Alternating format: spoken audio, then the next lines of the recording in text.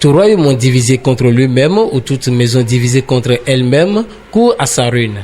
C'est cet extrait de l'évangile selon saint Matthieu qui a inspiré ses descendants de Feu Segbedji, fondateur du village de Bota, à initier cette journée de retrouvailles et de réflexion sur leur identité. Fuyant la guerre, Feu Segbedji et ses frères ont quitté Abomey pour élire quartier ici et enfin fonder le village Bota. Segbedji en question, ça fait partie de nos ancêtres. C'est la guerre qui les a chassés d'Abomey. Ils sont venus s'installer à Adjaromey. Et comme la guerre venait toujours, ils étaient entre frères, ils se sont dispersés.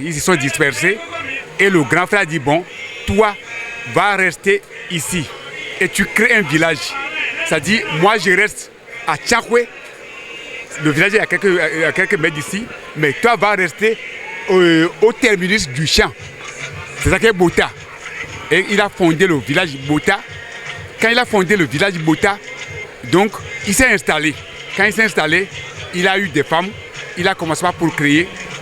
Bon, ses premiers enfants, c'est ça qu'on a retracé dans le reporter aujourd'hui. Ses premiers enfants ont fait des enfants. Mais moi qui suis ici devant vous, moi j'appartiens à la lignée des Pefou. J'appartiens à la lignée des Pefou parce qu'il a fait près de 9 enfants.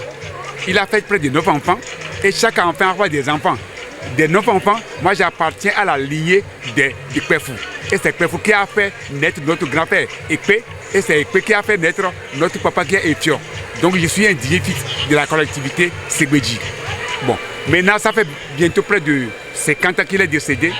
Nous voulons avec le nombre d'enfants que nous sommes, nous voulons nous retrouver en cette première édition. Nous voulons nous retrouver pour nous reconnaître d'abord et à la suite, nous transformer cette retrouvaille en une fête identitaire. Et c'est pourquoi notre grand frère, le président d'honneur de la circonstance, a décrété que cette retrouvaille, cette fête identitaire se fasse tous les 5 ans. Donc c'est tous les 5 ans que nous allons faire cette fête actuellement. Depuis près de 7 heures, tout le village s'est habillé en uniforme portant le logo de la circonstance. Et ils sont allés à quelques mètres du village et ils sont revenus en caravane. Après la caravane, on a installé les participants, les invités d'honneur et les adhérents, on les a installés. Et c'est là où nous avons commencé par une allocution du parrain, le représentant de la famille qui a parlé, le président d'honneur d'Aroué Victor, c'est lui qui a parlé en dernière position. Après l'installation des invités d'honneur, nous avons procédé, nous avons installé les sages. Les sages qui sont encore vivants, nous les avons installés et ils nous ont retracé l'arbre généalogique de la collectivité. C'est ce que nous venons de faire et par intermittence, il y a des sketchs, il y a des chansons qui ont venu étayer un peu la cérémonie.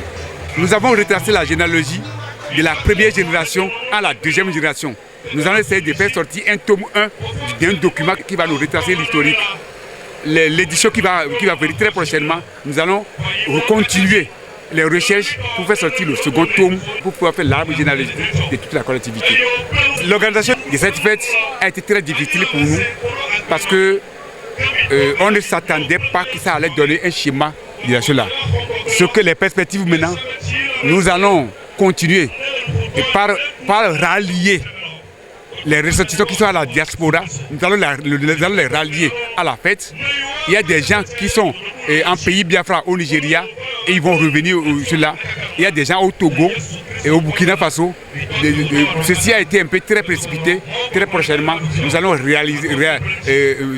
ramener tout ce monde-là pour que ça soit une fête plus grande que ce que nous venons de voir aujourd'hui. Pour cette première édition, ces descendants de la collectivité Segbedji ont parcouru en caravane tout le village pour annoncer l'événement. S'en est suivi la phase des allocutions et la relation de l'histoire de la collectivité par les sages du village. C'est ainsi que se dévoilent les identités et tous retiennent qu'ils sont de la même source. Mes impressions ont été très bonnes parce que quelque chose que nous n'avons jamais fait dans le village et que les jeunes ont pris à bras le corps pour que nous célébrions notre arrière-grand-père. Nous, on ne connaissait pas que nous étions tous de la même famille, parce que l'arrière-grand-père a fait des enfants d'où nous nous retrouvions dedans. Aujourd'hui, c'est une fête pour nous, une retrouvaille qui nous permet de nous connaître, de savoir qui est qui dans le village. Le village est grand, mais on pensait qu'on était des familles retrouvées. Or, nous ne sommes qu'une seule famille. Tout le monde ne connaît pas les anciens. Est-ce que le papa de celui-ci est le père de l'autre? Il faut qu'on arrive à se reconnaître. C'est ça qui nous reste maintenant à faire. À reconnaître les parents de chacun d'entre nous. Parce que moi j'ai un grand-père, je sais que c'est mon grand-père. Or l'autre lui aussi dit j'ai mon grand-père. Alors ils sont des frères et sœurs que nous ne savons pas. Il faudrait que nous travaillions sur ça en mettant sur pied une commission qui va travailler sur la famille et reconnaître qui est qui dans la famille, comment nous sommes venus dans ce village, comment ils sont arrivés pour que nous, aujourd'hui, nous naissions, nous disions que nous sommes de telle famille, de telle famille.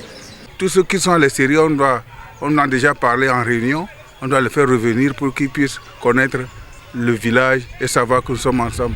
Parce que nos enfants sont restés à Cotonou sans savoir qu'ils sont d'une famille, d'une grande famille. Aujourd'hui, comme on a commencé, on finira par le faire. Satisfait de l'organisation, il promet d'ores et déjà une deuxième édition plus époustouflante. Je suis vraiment très ému de la manière dont ça a été organisé. Nous avions sous-estimé l'organisation et on a vu que nous devons nous s'y mettre pour pouvoir accomplir une tâche vraiment d'une valeur grande. Et cela a été dû et voilà le résultat. Donc je remercie tous les membres du conseil d'organisation, en particulier notre grand frère, son excellence Ekpe Gossou, qui n'a ménagé aucun effort pour le contact des uns et des autres jusqu'à ce résultat aujourd'hui. Vraiment, c'est la première édition qui vient d'être achevée et je pense que la deuxième édition sera plus festive. Partageant tous le même sentiment, les uns et les autres se donnent rendez-vous en 2028 pour une célébration plus faste avec la collectivité au grand complet.